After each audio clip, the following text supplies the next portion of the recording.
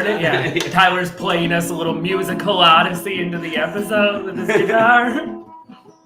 Yep, we're coming. Eric's sharing it. He's typing up a whole thing. He's making that a big of a post. We got time. Heaven forbid. Very disrespectful to the two people listening. Yes, heaven forbid I want to give some level of description to my people on social media. All right. Hey, this is Two Hippies, One Drunk on the Road edition. We're coming to you live from Austin, Texas this week. And this episode will be covering our time in New Mexico and Texas. So I guess I am Eric Fady. It's weird. This always looks so weird. Tyler is here on my right. Scott is on my left. Yep. And like I said, we're here in our Airbnb in just outside of Austin, Texas. And for anyone that cares, it's what is this, Sunday, just about noonish our time. Yeah. So anyway, we'll be when we left you off, we had our timeshare situation, which we still constantly are laughing about.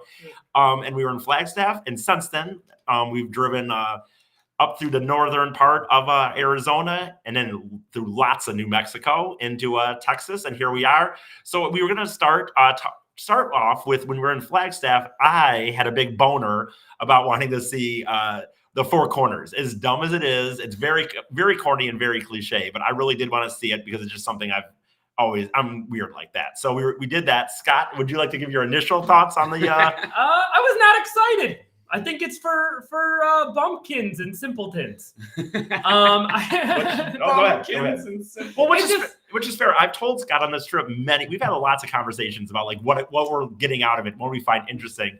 But I have told you several times, I'm kind of a simpleton in a weird way. Like, I like traveling and seeing things, but like the things I find interesting are not always things that you would find interesting. Yeah, and it was okay because I was not impressed with the Four Corners, to be honest. Well, and I would agree with that. I mean, in the end, were you? Four Corners was what I knew it would be.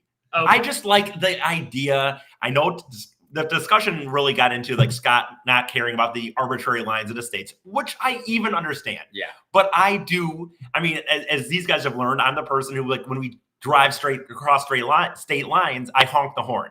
So to me, it was just cool that these states were there. I know it's not meaningful in any serious way. So it's what I thought it was going to be. I already knew the pictures. So anyway. One thing I was going to say too, I thought the Four Corners part kind of was disappointing. I didn't have any idea myself about what was going to happen when we went there. I was kind of imagining it being on the... Sorry. Keep going. Yeah, I was kind of imagining it being like on the top of a mountain or at a peak or a lookout or something, so you could see all four areas. We kind of found our own way to do that, but I thought that it would be there on the actual thing. Or another thing that would have been very exciting is if Eric could have driven his car up onto the Four Corners and done donuts and just laid on his horn.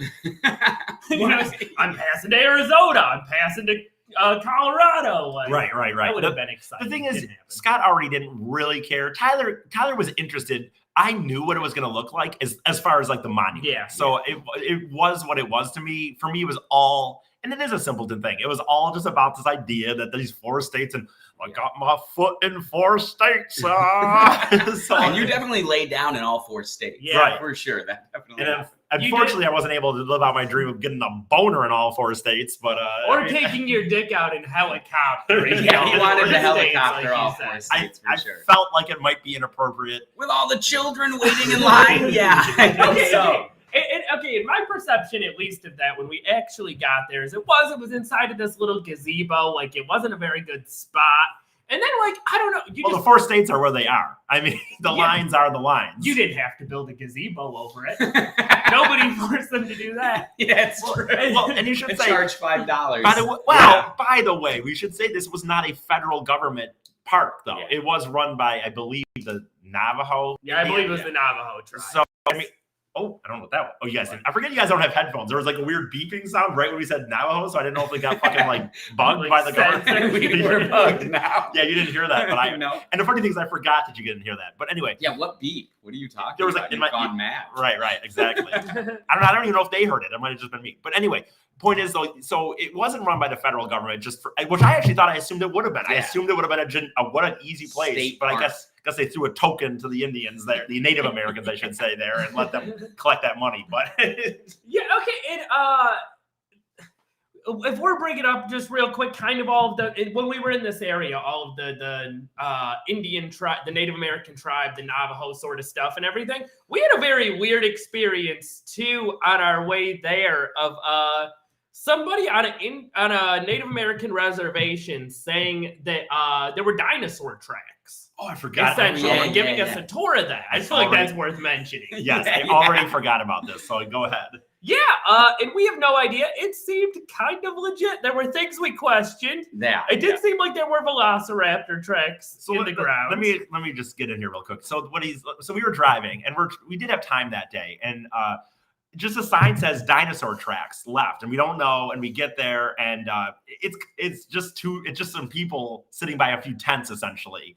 And you pull up, and they're kind of like, "Yeah, park here, park here." And they claim that these are dinosaur tracks, and then bones, skulls, and he's like giving us a walk around, which was even if it was fake, it was a lengthy walk around, probably half hour. It was a lengthy walk around. The tracks seemed legit. Like, I have no idea, but like they seemed old. They seemed dug into the ground. They looked like velociraptor claws, for whatever that's worth. Maybe he's just a smart con man with a chisel. Well, I don't know. I feel like if you're a smart con man with a chisel, there's too many of them. Like, it's too much time. It's like a whole thing that he'd have to craft and create. Yeah. The petrified eggs seemed very real. Because there were petrified eggs in, like, rocks in the ground. Yeah. No, it's funny. At first I didn't really think those thoughts. And then in the car, they're like, were some of that stuff real? And we don't know, I guess. We're just... And then it wasn't interesting that they just asked for donations. It's not a given money in it. And we had a discussion on that, and I didn't have any cash, and they had $15. We gave them $15. I kind of was like, I would have given 20. But they kind of felt that was good enough. It's overpaying. Well, here's the thing. I feel like these guys are out here, man. How many people stop by on a day-to-day basis? He did give us a little walk around. And if they were if everything was what he said it was, I think it was worth $20 for 3 people. I agree with if it wasn't, if some of it was like really replicas and some of it was real, then that 15 is probably okay. I was going to say the thing we questioned, because we just talked about both things we like agreed with that might be actually real. Like they had these skulls that look like weird rocks. Yeah. And it's like, I'm not a paleontologist, so I don't know, but like I questioned those. But everything else seemed pretty legit. Yeah, no, that was what I was gonna say. There was a lot of like, this is a T-Rex skull, and I'm like, that looks like a rock. If you say so. Well, I disagree with that. Everything they showed us to me looked like what he said it was. It doesn't mean though it wasn't fake or that he didn't just have it out there. I thought it all looked like what he said, but there are very good fakes. He could certainly have had someone just chisel something or whatever, or bought something and claim. I think in the end, though, my also feeling was we're going to get into this in a second because this is part of the first part of this episode, but like we were in such a desolate area. And so even just stopping in an area where there's not cars driving, I mean, you might only see a car every 10 minutes or something, and really getting out there was worth it to me anyway. And I think we actually all agreed on that. Yeah, no, it was great. Totally. It was a good time, honestly. Well, and that was the thing. When you talk about the Four Corners, I felt like the Four Corners to me, it was a total tourist trap. It was, there's hawking T-shirts and having you stand in a line and take pictures. And I felt like human cattle. But in the rest of it, the drive there was amazing for the reasons you're describing. There was an awesome hike we went on, too, afterwards. It was, had a peak you could get to in like 20 minutes that if you spent an 8-hour hike getting there, you would have been satisfied with it. Yeah, no, it was one of the most beautiful views. Like every direction was a different mountain peak and then desolate stuff. And they even had like a river coming on one of the sides. It was one of the most beautiful things I've ever seen in my entire life. So basically what happened is, and Scott agreed to this, and I'm going to have him say that again actually in a second. But the Four Corners, and I even agreed, Four Corners, it's out of your way. The actual Four Corners is not that big of a deal. I still liked it for the campiness value of it, but it's not that big of a deal. But it forced us, if we had just gone from Flagstaff to Albuquerque, the drive would have been way more just regular highway. Yeah. And by forcing us to go up to this way and then eventually down to this place called Farmington, New Mexico, it took us on a much more scenic route of the upper Arizona and into eventually New Mexico. So that's really, in the end, it worked out for that reason.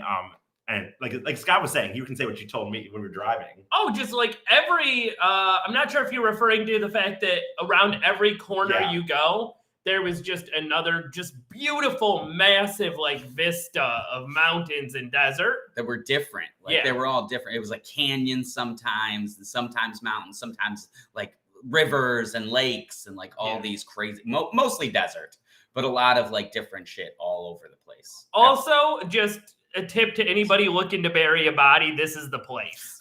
Oh my God. Yeah. You get away with it. No problem. Yep. If you ever have to bury a body. Eric said, like, walk 5 minutes off the road and you're good. You're good. No question. It's very, very funny. Yeah, that was a great drive. And again, like I said, it forced us because of that. But like, it really was not just like the I-40 or whatever. You know, some of these roads that are high interstate highways that are, you still see stuff. Don't get me wrong. Out here, even if you're on the main road, you're still seeing some crazy fucking shit. But that was more unique. So then we did that. Oh, did you want something to say? Or no? Okay, so we did. That was Four Corners. We got down to Farmington, and this is something that we teased on our Two Hippies, One Drunk episode this week that involved Roswell and aliens, because there was so much on the book that Scott had written and us being in Roswell that the book that I read. I was written. He didn't write it. Right. I'll take the credit. Right. I'm not above plagiarism. I'm fucking my brain, dude. Anyway, but then he read. Sorry, sorry to the author who put quite a bit of effort into this book, by the way. Hundreds of interviews, it sounds like, and stuff, or at least like looking through hundreds of old interviews. But we kind of like talked about the book and the movie that we watched, but we didn't really get into the fact that we drove to Corona, New Mexico, which is the actual landing spot, and it was incredibly interesting. And so, from Albuquerque, for example, you can get down to Roswell in about 3 hours, or you can make it about a 4 to 5 hour drive and go to Corona, and then Corona to Roswell, and that's what we did. And so that was really wild. You guys want to talk about that? Like the hotel. What about the hotel? You want to get into the hotel first, maybe, or what do you think? The hotel at Roswell? Well, here, okay. No. Corona. Okay, well, here we got into Corona. We didn't know what to expect at all. It was we knew it was the site of the landing. We knew it was a small town. We knew it had like 150 people in it. So we're kind of like, we'll just swing in, we'll drive around, we'll see what's going on. We did not expect a landmark necessarily, or like a touristy thing like you would in Roswell. Yep. Yeah. And most of it was actually like Billy the Kid frontier stuff. But there was one hotel we ran into that was alien themed, that did like special themed rooms even. It wasn't actually alien themed. Yep. Every room was themed different, but she smartly had an alien room. Yep. Like, so it really was just like, it's this cool hotel. You had a couple of aliens outside too. Yeah, but the rooms I was saying, the rooms were literally all different. Yeah, there was like cowboy themed, what was it? Hollywood themed, like the man cave, like a bunch of different ones. So it really cool. Honestly, it had pictures inside the waiting area. And for anyone that's interested, it's the only hotel in Corona, Nevada. So you can Google it real easy. if we hadn't had a room already booked for the night, we would have stayed there. No, we talked about it. I wish that I had known that situation, but because when we went on this trip, we just originally, when we were going to do an episode of Roswell, I just thought Roswell, New Mexico, that's the place. We'll do that trip. And it wasn't until literally the last minute when Scott was reading this book that he discovered it was in Corona. And it's too bad because I legit think we would have stayed at this hotel if we hadn't already had a place in Roswell for the 2 nights. Now, if we had stayed at this hotel, Eric, could we have convinced you to go out to the crash site at like midnight? Based on how you guys reacted when we were driving around where we think one of the crash sites was, which, by the way, there were several. There is not just one. There actually is like, I believe, three. So based on how these two were reacting to when we were in the area in Corona. This person says they live in Corona. I know this man. He's lying. Okay. maybe he means the beer. Yeah. But no, based on how you guys were reacting, I don't know that I could have done it. I mean, dude, when we were in Roswell, we went about 5 miles out of the town one time just to look at the darkness in the night in such an empty place, and I was already freaking out. I don't think I could have done it in Corona, but you guys go ahead. Oh, and I was just gonna say, like, this is called Two Hippies, One Drunk for a reason, and we were definitely in full hippie mode on that ride there, where I'm like, at least to Tyler and I, like, we felt like when we got close to the crash site, we're like, dude, this energy is weird. I feel like maybe I'm coming up on some sort of a psychedelic, like it had that sort of a vibe to it. I was definitely in a very altered, very strange mind. Yeah, state. it did feel very weird. I'm not going to lie. Like, it's not like I'm trying to be like, that's actually what happened. But like during that stretch, it felt like this weird pressure in the back of my head, like not a headache or anything, but just some weird pressure. I don't know. It felt weird. I'll say the only thing I felt, and then for me, I'm not as into that stuff. Not that I don't believe in it, but I've just never been someone who'd done that kind of stuff. So I don't think maybe I'm as in tune to it is more what I think. Not that I don't believe that it exists, but I will say even on my end, the clouds, they kept mentioning the clouds. There was something weird about the clouds that they didn't seem to be moving. They kind of came out of nowhere, and there was like a lot of them, and they looked, I don't know, it is hard to explain, but they looked different than normal. And then after a period when we were trying to find the crash site, by the way, our lady at the hotel that we'll talk about here in a second tried to give us access to where, like, try to tell us where to go. We were looking. Unfortunately, I guess what we found out later is that it is something that it's not always just open. Like sometimes it's on, like, you have to go through other land to get there, and it's not something that's easy. So it's on public property, but you have to drive through private property to get there. Right. So it's like if their gate's closed, you can only go so far. Yeah, correct. Yep. And so that this hotel that we talked about, like, we were driving around through town, and there just wasn't, like I said, there wasn't anything there. But for some reason, the hotel was there, and I'm weird about this stuff. I don't do a great job at going up, but I asking strangers things at times. But if the conversation opens, I can do it. And these guys are better at that. And I just felt like maybe the hotel would have been a place to ask. So I sent Tyler in there as like the guy to kind of just ask about the situation. Yeah, what was going on with the whole place. I mean, it was just this nice lady who came up and took us into the room. Honestly, Scott was the one who like initiated all the alien stuff, because like I had just asked, how much it was a night, like what was up at the alien room, like that kind of thing. And she was just very nice and cordial and was like, yeah, I really liked theme rooms, and I decided to come out here. And then kind of got, like I said, immediately Scott was like, anything about aliens? And And she was extremely, I don't think she believed in aliens, to be honest. She seemed very skeptical, very like whatever. But I mean, she had some great stories from the area. She told us about a guy who used to live there that would go to the bar and just talk about like his multiple abductions that he said he had. Yeah. Real quick, I don't understand if your buddy here is just trying to make a joke or not. This is Corona, New Mexico. This is not Corona, California. There's only one hotel. That's where there is one hotel. And it's a motel. Right. And I'm shocked there's even a motel there. Yep. But no, the lady was really cool that she'd come up. I wish we could have even talked about her for longer. She had a story for sure, because she lived in Seattle and then moved down looking for some place that was warm. And came in late. Someplace that was warm and didn't have a stoplight, which was her definition. And she, I guess, found this hotel in Corona, New Mexico. It was exactly what she wanted, is what I would say. Literally, like, you could blink and pass through this town. Like, no stoplight, no nothing. On the side of this place, you could go pretty much 50. And it's like, she found what she was looking for. And so the funny thing was we talked about this on the last episode when we talked about the Roswell stuff. But in the movie that we watched, they really just Hollywooded it up and made it all seem like it was in Roswell. But because we had Scott, we knew that this is where it really was. And Scott reading that book, we knew this is where that really was.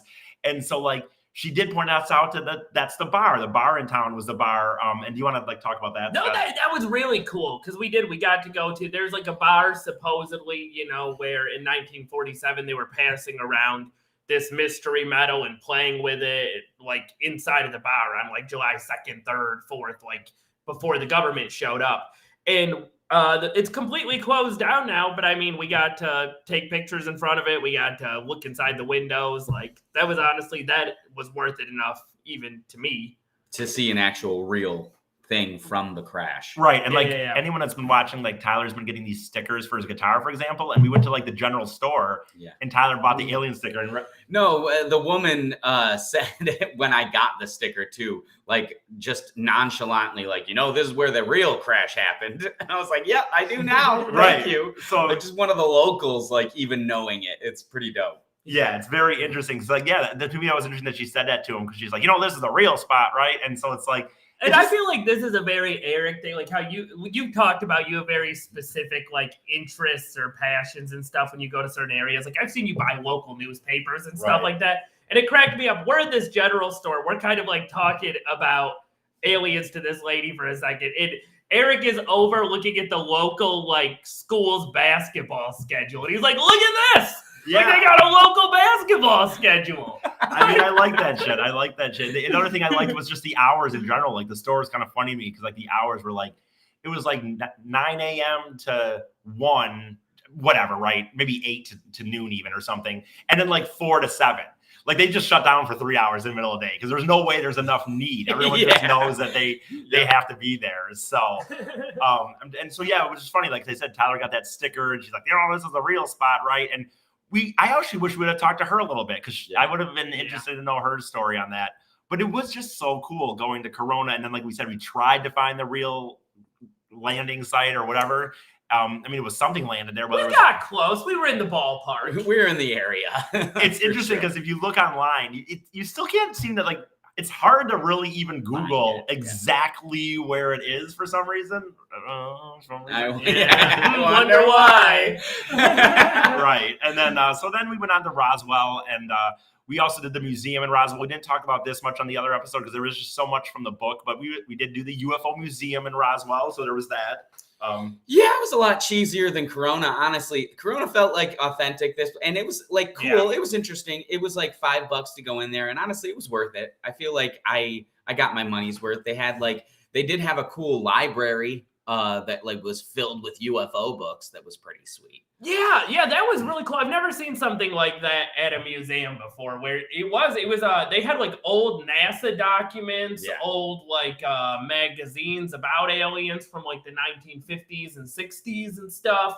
And it was a giant. It was like when you think about people back in the day going and like researching, looking through microfiche and stuff. Like it definitely, I think Eric said that when we were in there. Like it definitely had that vibe. And the thing about the Roswell in the end, because knowing what we knew, like if we had not had Scott read this book, right, and we just kind of like, we're going to go to Roswell and talk about aliens because we're in Roswell. I don't know what I would have thought, but knowing what we knew and have her driving through Corona. It seemed very anticlimactic driving into Roswell. When we were in Roswell, I was like, this doesn't seem like the place. Very cheesy. Yeah. Very much so, the change. I tried to find when we were in there, like I kind of had fun trying to find the cheesiest use of an alien or an alien theme. And it had to have been between, there was a credit union with a flying saucer on it. Which doesn't seem like the kind of place you want to bank at. And I think probably topping the list was a car dealership that was, I wish I could remember the name of it, but it had like alien in the name. Yeah, but it was just like alien used cars or something. It was painted green. Yeah. They definitely had a Dunkin' Donuts sign held up by a giant buff alien. Yeah. It was pretty dope. And McDonald's, I would say, McDonald's was the winner for I would say the best version of it. Because like they had their kid structure. I mean, if you're going to be McDonald's, they really did it up. Like the kid structure was like a UFO. It had like on the outside, it had like a cylinder, not a cylinder, but like,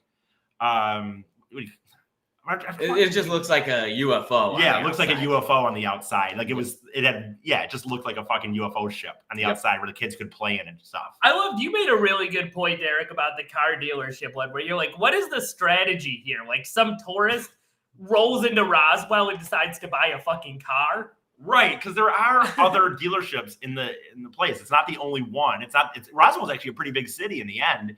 I mean, comparably to what I expected. Yeah. And I don't understand someone rolling in. And if you're a local, you're really going to the alien themed car dealership. I just don't see it.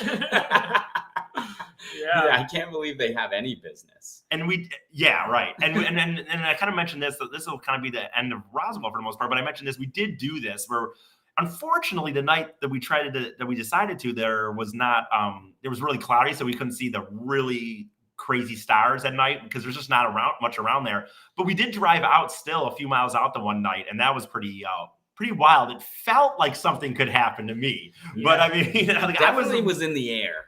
Yeah. Yeah, it's funny. Tyler and guy talked about like we're driving through this crash site or near it, and we're like, oh man, this energy feels weird. The vibes are off or whatever. Like Eric's equivalent to that was we got to this place and he like refused to close the door. He's like, I don't know, like I feel like maybe they might lock and they might not open back up. Yeah, he refused to close the door. Well, no, my thing was supernatural based though. Like my thing was in my mind. Even though I didn't feel nearly as real as it did at Corona, I still was like, we're out here looking for it. Yep. We're kind of, in a way, it's dark as fuck. Yep. We're in Roswell. And so, like, I had this weird fear that, like, the door, if I close the door, looking back at it now, the aliens could just close the window and the door. It didn't really matter. But my mind closing the door, it could get locked beyond our control, and I don't even know what I was thinking now that I think about it, but yeah, right. Like an alien up there has like technology to fuck with your car enough to shut the door and lock it, right? Or it not even shut the door, just lock it when it's closed. What I'm trying to say is we were all about 2 days away from fashioning tinfoil hats by the time we left the Roswell Corona area. Yeah, we were full on. And it was incredibly dark. Like the darkness was like Eric was saying, like it was kind of hard to see your hand in front of you. Like right, like you could see it, but it was borderline on that. I can't see my hand in front of my face. Yeah. Absolutely. And so that was Roswell. Yep. And then from there we trucked along. That was, and then it's funny on this trip, the driving has become different times. It becomes what's going on? Oh, there's some. I think they're cutting the grass or something. Anyway, we are in an Airbnb. Right. So the driving is different. Ever since getting out here, the driving circumstances are different. But this one was a long one in the end, like 6 hours, and we had a time zone difference. So it was kind of a hike that day to get out to Fort Worth. And we get out to Fort Worth, and it's like the stockyards are kind of weird. We're going to the stockyards because I want to see my boy Pat fucking Green. And we're going to stockyards, and the stockyards are weird. You either can stay right by them for very, very expensive, or you can stay, kind of far away for okay prices. But then again, you're like kind of far away. And if you stay within a close distance, kind of a rough area, I got to be honest with you. And our hotel, we've all said that this was the worst hotel we've stayed at so far, we believe, including what I would call Roach Motel in Hurricaneville, Tennessee, because that place, you kind of knew what it was when you're there. You're getting a room there, you see the outside, but us having me having a reservation and quote unquote, this is a Days Inn and stuff. So we roll into this place. Like first, we had to stop at the liquor store because Eric wanted to buy some Lone Star since he was in Texas. And right away, there's like 3 different signs on the door being like, you're not allowed to bring your gun in here. Again, you're not allowed to bring your gun in here. And yet again, you're not allowed to bring your gun in here. Yeah, don't bring a gun. And then a 4th sign saying, you're also not allowed to drink liquor on the premises. Right.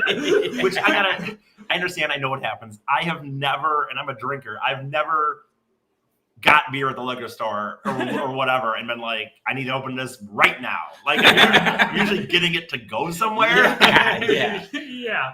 And then we pull into the motel, and there's a sign on the motel that just says, hide your things, lock your car, take your keys. Never seen that sign before. Very stern warnings about not leaving your things in your car. And that wasn't the only sign. There was also ones plastered on almost every single parking lot. There's spot. Yeah. Right in front of it. There was. And Tyler actually at one point possibly had an encounter with a sketchy individual. Oh, absolutely. I forgot about that. There was I was in the car grabbing some stuff, and there was a dude with a hood on. I saw the car next to us had this girl in there, and she was rummaging around, grabbing her stuff, went into the hotel. And then this guy came out of nowhere, tried to come to the van, but I think he saw me in there, and then walked around the other side to look inside this chick's truck and was just looking around. And so I got out of my car and made noise, and he just walked off into the distance. Literally, we're in the middle of the place we were at was near the highway, essentially. So this dude literally just walked off. There was he had nowhere to stay. There was a Cracker Barrel, a McDonald's, and a gas station. But it was not. The Cracker Barrel on the other side of Cracker Barrel was nothing. There'd be no reason you would be over there walking around technically. I was going to say too, because we're talking about this too. So I had this breakfast experience. Yeah. This place was a pain in the ass because I went down to get some breakfast because they give you like a little bag of breakfast. Which again, by the way, they should have had a real breakfast. They were supposed to have a real breakfast. There's no excuse for it. They didn't even blame COVID. They just said we're doing this. But and then that's what it was. But I was up before Eric and Scott, so I was like, I'll just get these guys some breakfast too. Can I get 2 more bags? And they said no. And I'm like, come on, like you got stuff back there. And they're still like, no. So I Can you describe what was in this breakfast bag, by the way? Yes, absolutely. It was 2 muffins and a granola bar. Like you didn't even get a drink. You shouldn't say 2. I wouldn't even count. I don't count 2 when it's in one package. It is a package. It's a package of mini muffins. That's what I should say. Right. I don't count that. Bar. Even though, yes, there's 2. I don't count that as 2 to me. I count that as a pack of 2 mini muffins, a granola bar. They gave me a glorified snack is what happened. Go ahead. No, I was just going to say, which pissed me off and honestly really irritated me and got me. I was just like, fuck it. I'm going to go, like, we're around these other hotels. Holiday Inn was right next to us. And I was like, you know what? Screw it. I'm going to go get their breakfast. I'm just going to walk in here and get their breakfast. And I go there and I see a bunch of people down this hallway getting food. And I was like, okay, there's the food. That's where I'm going to go. And I go and I get it did seem a little weird because it wasn't a cafeteria. It wasn't a normal like places thing or whatever. But I got my food. I got a coffee and some orange juice. I sat down in what seemed to be a conference room. This was a top tier breakfast. It was top tier. I got bacon, eggs. I should say biscuits. When he said to me that there was real plates, I was like, real plates? I did. I said the glass. I was like, it was weird because they didn't have glass. And I've been to a lot of hotels and had a lot of free breakfasts. The only place I know that does that is Embassy Suites because they do made to order free breakfast. And it was not made to order. It was definitely not. And I sit in a place that to me, I was like, they must have the eating area in here because people are eating. But it did look like a conference room. And I left after I was done, got myself some to-go coffee and orange juice and left. And then told Eric, hey, they got free breakfast at a Holiday Inn. And then you tell me your experience. Yeah. So then we go out to do some grocery shopping because they say the breakfast went till 10 a.m. I try to eat late as possible because at home I was eating later. And so he calls up, closes at 10.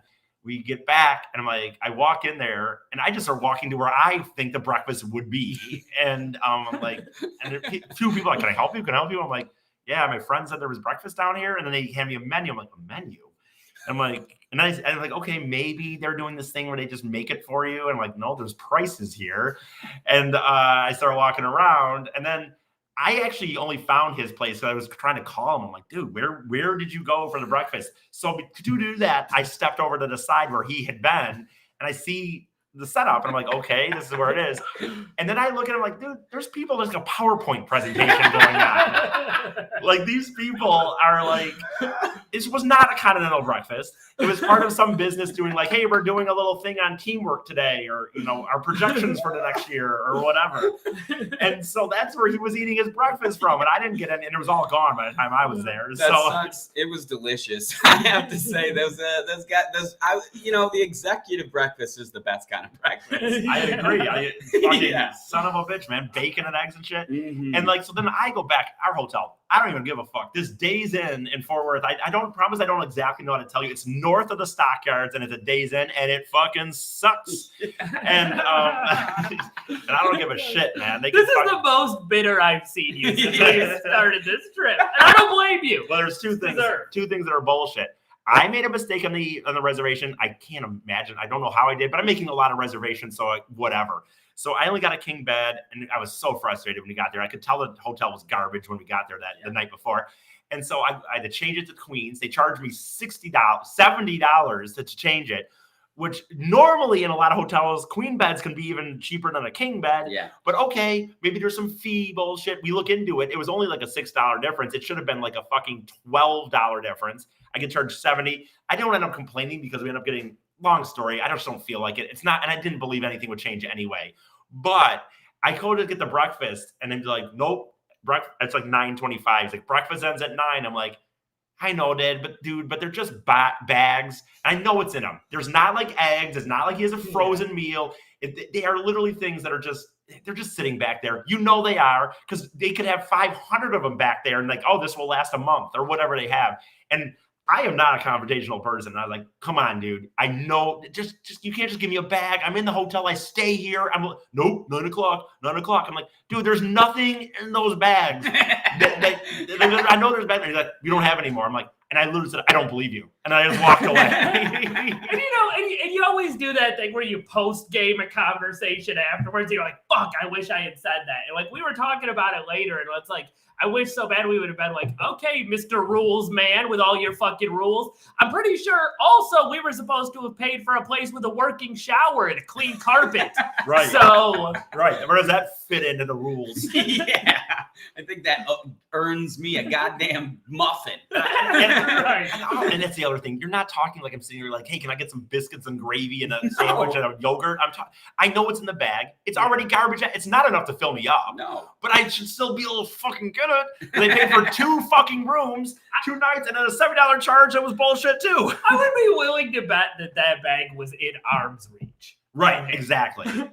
And so, yeah, and again, normally I'm the one in this group, like these guys are sometimes willing to throw out names. I don't usually like to do it, but since I don't know the official title of the hotel, I'm not saying. The Days Inn, north of the Stockyards, about 15 minutes north of the Stockyards. On Gemini, right? At Gemini, it's right by a Holiday Inn Express and a Cracker Barrel and a McDonald's. It sucks, and do not go there. Throw eggs at their windows. Yeah, sure. Yeah, sure.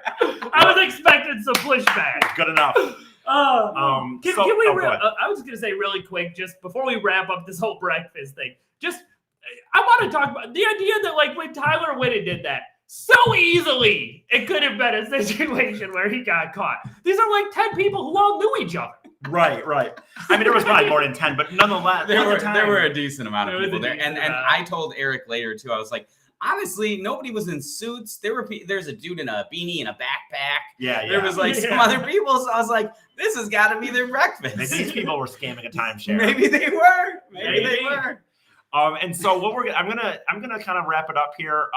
I'm gonna get into this more with Amy because everybody knows what I feel about Pat Green. But since Tyler isn't on that show, I did want to say Tyler came with me to see Pat Green. So I didn't know if you wanted to give any thoughts you had generally overall. I would say no, it was fucking awesome. That bar, Billy Bob's, was incredible. I mean, bars plural, because that place is a goddamn compound. They literally indoors had a rodeo indoors, and we got to watch one of those. These kids just get completely fucked up, which was pretty cool, drinking and seeing children get thrown about. And then I was just saying children. I mean, they're 18 and up. But yeah. Are they 18? Were they? There would have been. I don't believe there would have been. Like, I don't believe any of those guys would have been 16. Fair enough. If you gave your teenager a parent's note to ride a bull, you are a bad parent. Maybe. Well, I just think because it wasn't legit. It is a legit thing. Maybe they would have been 16. I believe those guys are all 18. That's probably the case. Honestly. I mean, I said that at 37 and in our 30s. I guess that is kids at this age. Yeah. So children getting thrown about.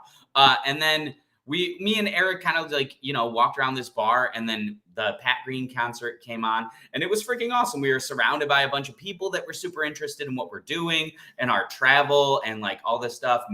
Several people bought us beers in the end. Several people bought us beers. And then after, which was good or bad, depending on how you look at it, how I felt yesterday. Yeah. And then we got to walk around these stockyards and bar hop with a bunch of live music. It was incredible. The whole night was perfect. It was definitely something that we needed. It was a great release, and we had a fun time. No, what? And you should check out, if you want to see some montage of me being very drunk. Yeah. Tyler put together a montage on our Facebook page. So. Check that out. It is hilarious. Eric being wasted is one of my favorite versions of Eric. So I'm just going to run this past, and if we want to cover it next week, that's fine. But do we want to do the Kennedy assassination thing before we go? Because that's still technically Texas. Yeah.